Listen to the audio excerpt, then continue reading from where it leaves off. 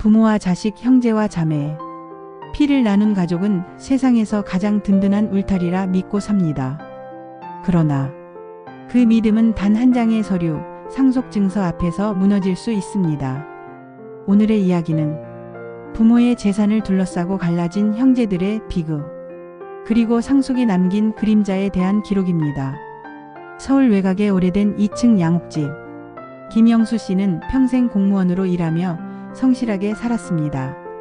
그가 남긴 건 40년 동안 함께 살아온 집 한 채와 수십 년 동안 모은 은행 예금 약 6억 원. 그에겐 세 자녀가 있었습니다.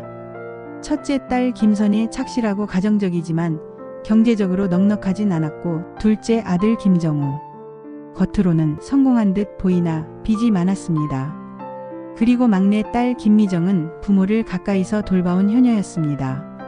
겉으로 보기엔 단란한 가족이었지만 아버지 김영수 씨가 쓰러져 병원에 입원하면서 상황은 달라지기 시작했습니다. 병실에서 의식을 잃은 아버지를 바라보며 세 자녀는 저마다 다른 계산을 하기 시작합니다. 첫째 선희는 속으로 생각했습니다. 아버지가 남기신 집은 내가 돌봐야지. 내가 가장 장녀니까. 둘째 정우는 이렇게 속삭였습니다. 집이고 뭐고 다 팔아서 현금으로 나눠야지. 지금 당장 돈이 필요해. 막내 미정은 속으로 다짐했습니다. 내가 이렇게 부모님 곁을 지킨 건 다 이유가 있지. 최소한 집은 내가 받아야 돼. 겉으론 눈물로 아버지를 걱정했지만 속마음은 점점 욕심으로 물들어갔습니다. 아버지가 결국 세상을 떠나자 장례식은 순식간에 전쟁터로 변했습니다. 제사를 지내며 눈물 흘리던 순간도 잠시 형제들은 상속 이야기를 꺼내기 시작합니다. 집은 팔고 현금은 똑같이 3등분하자. 말도 안 돼. 내가 몇 년을 아버지 곁에서 모셨는데 똑같이 나눈다고? 둘 다 그만해. 아직 제사도 끝나지 않았는데.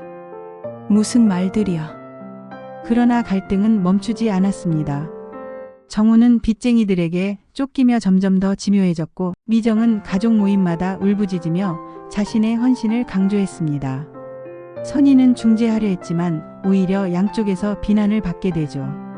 결국 집을 팔아야 한다는 정우의 요구와 집은 자신이 가져야 한다는 미정의 주장이 정면으로 충돌합니다. 상속 협의는 결국 법정으로 이어졌습니다. 법원에서는 상속의 기본 원칙에 따라 재산은 세 자녀가 동등하게 나눠야 한다고 판결했습니다. 하지만 문제는 그 이후였습니다. 정우는 몰래 집을 담보로 대출을 받으려 했고, 이 사실을 알게 된 미정은 큰 충격에 빠집니다. 선희는 가족을 지키려다 두 동생과 완전히 등을 돌리게 됩니다.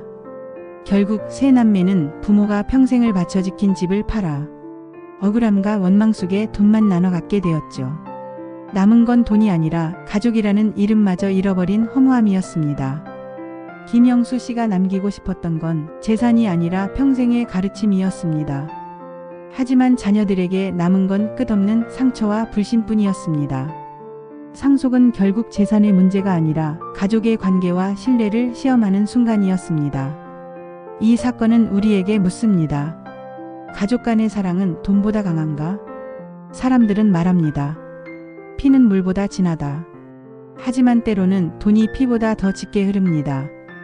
다음 이야기, 노년의 사랑과 위선. 황혼의 로맨스 뒤에 감춰진 충격적인 진실을 다룹니다.